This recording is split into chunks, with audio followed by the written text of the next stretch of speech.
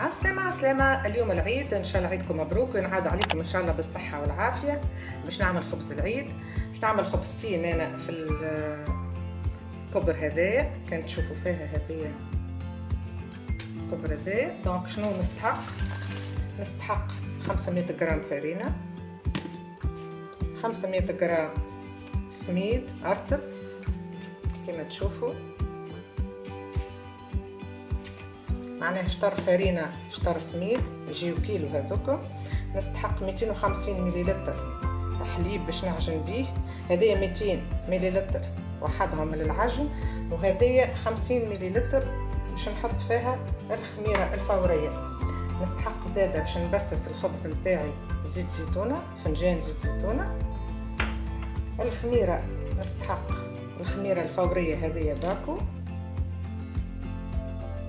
نستحق شطر باكو لافور شيميك، خميرة كيميائية هذيا متاع الحلويات، هذيا نستخدمه كمحسن للخبز. عنا زادة الملح، مغرفة صغيرة ملح، اللي يحبوا يجيه الخبز أصفر مغرفة صغيرة كركم. شطر مغرفة سكر، شطر مغرفة متاع ماكلة سكر. عنا تفاح الخبز هذاك سينوج، حبة حلاوة وبسباس. عنا زادة كعبة عظم هذه في الاخر، كي نجي ندخل الخبز للفوق ندهن بها من الفوق ونحط التفاح هكا. هاو توا نبدا. توا دفيت الحليب اللي باش نحط فيه الخميره كما تشوفوا، هذايا الكاس اللي باش نحط فيه الخميره. نحطوا فيه شطر مغرفه السكر،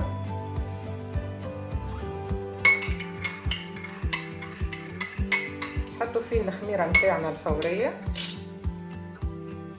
هذه هي الخميره الفوريه، خميره الخبز باش تتفاعل.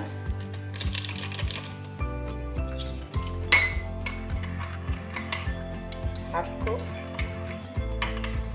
خليوها تتفاعل. كانت الدنيا سخونه بالكدا، الغرفه سخونه بالكدا، راهي 5 دقائق وتتفاعل لنا الخميره. كانت الدنيا بارده تحب لها 10 دقائق. الحليب راهو دافي مش سخون، راهو كان يبدا الحليب سخون ما يخليش الخميره تتفاعل. دونك نغطيه ونخليه. وتوا باش نغربل السميد والفرينه. هذا السميد الارطب قلت لكم 500 غرام، نعديه على الغربال هذا، منها يتهوى منها فماشي حاجه نثبته. توا نغربلوا الفرينه كما قلت لكم زادة 500 غرام.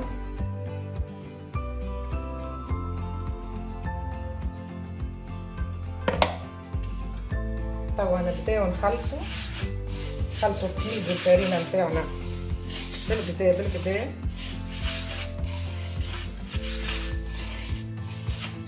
هذه العجنين بالحليب راهو تجيكم هشيشة على الاخر، عجينة قطنية تجيكم خبز بنين على الاخر. توا نزيد الزيت بتاعي باش نبسسو، ما تزيدوش الكل الفنجان، بسسو كيف هكا.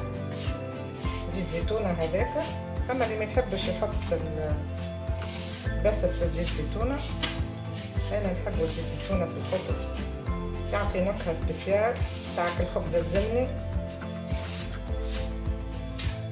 بسس الخبز كما تشوفوا، تبسيس وبرا. كملوا الفنجان مادام عندي كيلو انا نواشف، عندي كيلو ما بين فرينة وسميد. توا نتفقد من بعد 3 دقائق عنا نتفقد داك الخميرة متاعنا ما شاء الله. هايك تفاعلت كما تشوفوا الختار، هايك الخميرة تفاعلت، تبدا الدنيا سخونة فيسع تتفاعل. دونك نجيو نحطوا هاك الملح متاعنا، مغرفة ملح، المغرفة صغيرة ملح، راهو اللي يحبوا مسوس شوية. نحطوا زادة توا في المرحلة هذه مغرفتنا متاع الكركم، باش يجينا اصفر. ونحطوا الخميرة متاعنا المتفاعله ديجا. توا شطر الباكو هذايا لوفور شيميك يجي هو مغرفه صغيره، هذا نستعملوه كمحسن للخبز. الكواشه خاطر راهو عندهم حاجه محسنه للخبز نستعملوا. نلم توا وعندي الحليب هذاك 200 مليلتر نتاعي، ملكش نستحق من بعد اكثر نولي نزيد الماء، انت والفرينه تشرب ولا لا. هذاك توا باش نبدا نعجن بيه. بعد ما تدخل الخميره نبدا توا نزيد في الحليب الدافي، هذه كما قلت لكم 200 مليلتر الحليب الدافي. جبت بحذايا شويه ماء دافي باش كان استحقيت والفرينه شربت برشا، هي خاطر السميد يشرب برشا، هذه قد السميد قد الفرينه. دونك جبت كاس كبير ماء باش نكمل بيه. نبدا توا نزيد في الماء بشويه. في المرحله هذه نحط شويه لفاح نتاع الخبز. اللي يحب يعمل خبزه بركه الدوره نتاع العيد يعمل شطر المقادير هذيا، يعمل 500 غرام ما بين فرينه وسميد. نزيد شويه الماء، عندي 200 مليلتر اخرى. ما يلزمهاش العجينه تجينا قاصحه كاسحه، معناها لازمها مرخيه شويه العجينه.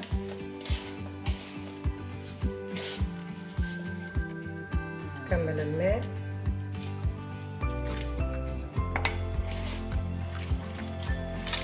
متحطوش منه هذاك باش يتشرب كله.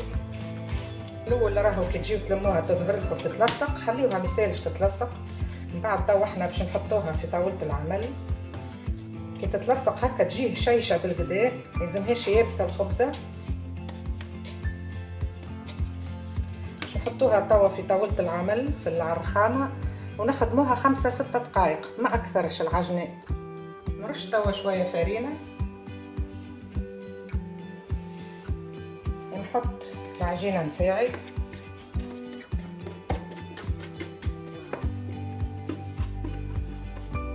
انتوما الكيلو راهو اذا كان ياسر عليكم كما قلت لكم خذوا شطر الحكار هذايا، هذا الكيلو تاع خبزتين راه. نبدا نعجن كما تشوفوا هيك تطاوع العجينه. توينا السوائل على الكيلو راني استعملت 200 حليب وابوبخي 150 ابوبخي 350 مليلتر سوائل ما بين حليب وماء كما تشوفوا. 5 دقائق عجناه، تحسوها شاحت ما بين يديكم. حطوا يديكم في الماء بحذايا هو الماء وعاودوا لموا وعجنوا، ما يلزمهاش تكساح خاطر راهو السميد يشرب ياسر. تسمعوها تولي تترشق. ما نطولش عليكم، نكمل نعجنها ونرجع لكم. تو عندي 5 دقائق نعجن. اللي تحب الملح قد تعمل مغرفه ونص مع الكيلو وذوقوا. كما تشوفوا العجينه القوام بتاعها. زيت دقيقه اخرى قدامكم ويزي نحطها تخمر. هذه هي العجينه بتاعنا.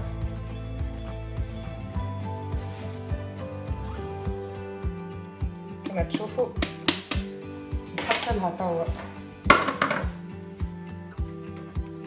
نحط الخميره، نحط الفرينه،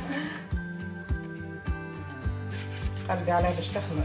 نحط الفرينه، نحطها، نحط فوقها ساشي اليمونتير، نحط فوقها ساشي، نحط فوقها زاده منديله، نخليها تخمر ما بين نص ساعه وساعه. الدنيا توا سخونه سي سور تخمر في ساعه وانتم تفقدوا. رجعت لكم خمرت العجينه توا عندها 40 مينوت. ظهرت لكم، شوفوا ما شاء الله. نحطيلها الساشي، نطيح لها توا الهواء اللي في وسطها كيف هكا. من بعد نحط شويه فارينه على البلان دو طرافاي، نحطها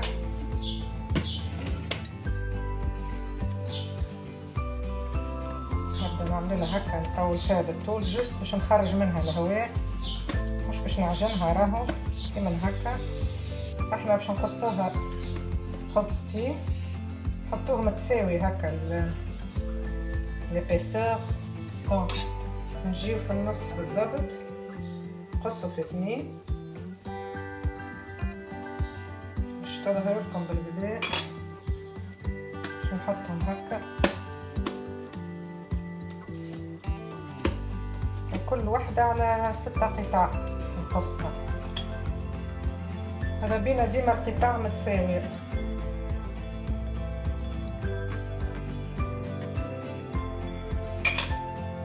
هذوما الخبزتين نتاعنا كانوا يبانوا لكم هكاك باش نحطوهم احنا هكا باش نحطوهم. تو باش نوريكم انا الفورمات كيما هكا. تو انا باش نوريكم الفورمات الزوز اللي باش نحطهم. عندي كليبلا نتاع تشيز كيك، هذوما باش نحط عليها بابي كويسون هذه،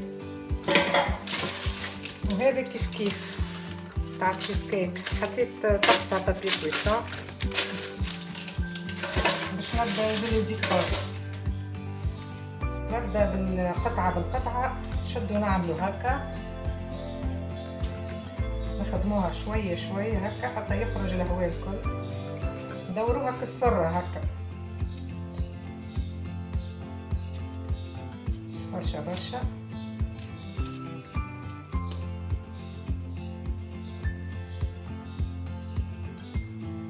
نعملو لها هكا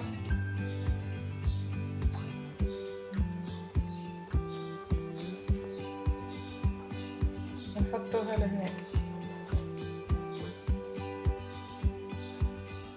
الثانية توا هذيك قلت لكم حطيتها في الوسط، كيف نخدمها شوية يخرج منها الهواء.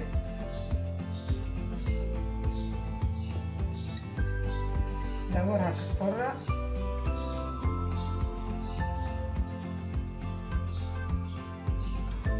كيف هكا، نحطها لهنا.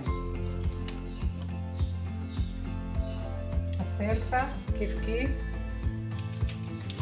نحطوها الخبزة كيما هكا ديسبوزي هكاكا، واحدة في الوسط ودايرين بها 5 قطع اخرين، ونجيو للثانية نغطيها بيان سور ونحطها على الشيرة. هذه الخبزة الثانية كيف خرج الهواء كيف هكا، تحسهم واحد يطرشق تحت يديك، تعملها هكا ندورها بالكدا تحطها في الوسط، تمشي للثانية كيف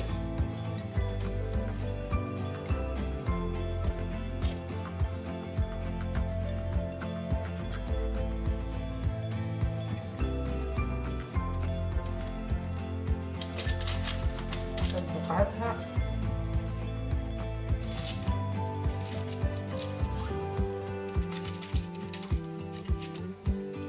كيف هكا.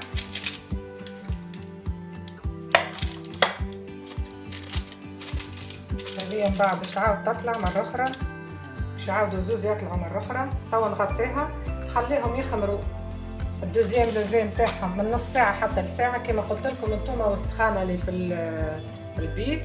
دونك ونرجع لهم بعد نص ساعة. توا عندهم 45 دقيقة يخمروا الخبزتين كما تشوفوا. هذه الخبزة الأولى، هذه الخبزة الثانية.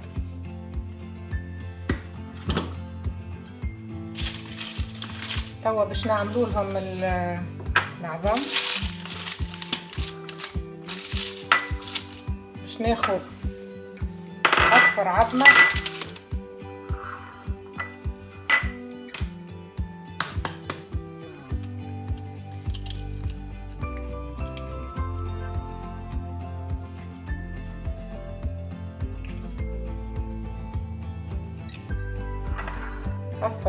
مع مغرفة صغيرة حليب، نقطة حليب مش برشا،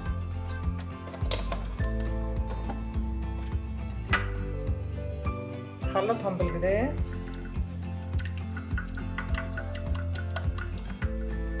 ومن بعد ناخذوا العظم هذاك متاعنا ندهنوا به وجه الخبزة. بعد ما دهناها الخبزة الأولى ناخذوا الفاح متاعنا، نحطوا شوية فاح كيف هكا. ناخذوا توا الخبزة الثانية كيف الخبزة الثانية ندهنوها بالعظم. اونتخ طون راني انا عندي درج ملي حليت الفور يسخن على 220 درجة. الخبزة راهي تقعد 15 مينوت 16 مينوت هكا 16 دقيقة هكاكا على 220 دوغري. كيف هكا كملنا. تو باش نحط الفاح كيف خبزتنا الاولى. هذوما هما الخبزتين نتاعنا. كما قلت لكم الفوغ يخدم سخن فيه. هذه الخبزه الاولى وهذيك الثانيه. تو باش نحطهم في الفوغ.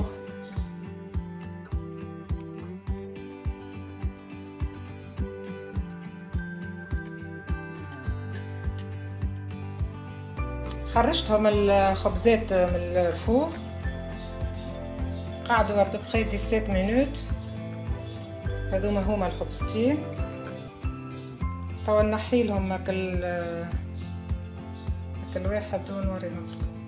نحيلها هذه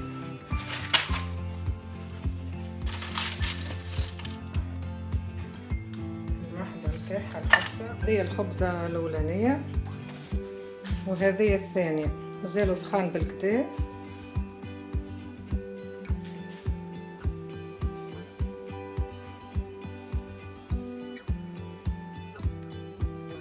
باش نقص توا هي مازالت سخونه لا محاله. باش نقص بارتي كما تشوفوا. باش نوريكم كيفاش طريه. شاهي مازالت سخونه على محاله طريه بالكدا. عباره على بغيوش ما فاتتش في التطيب، ما فاتتش 20 دقيقه في 220 درجه.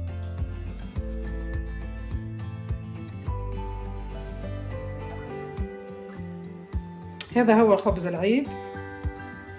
كان عجبكم الفيديو حطوا جيم، وكان اول مره تشوفوا القناه تعملوا اشتراك. وان شاء الله عيدكم مبروك. بسلامه.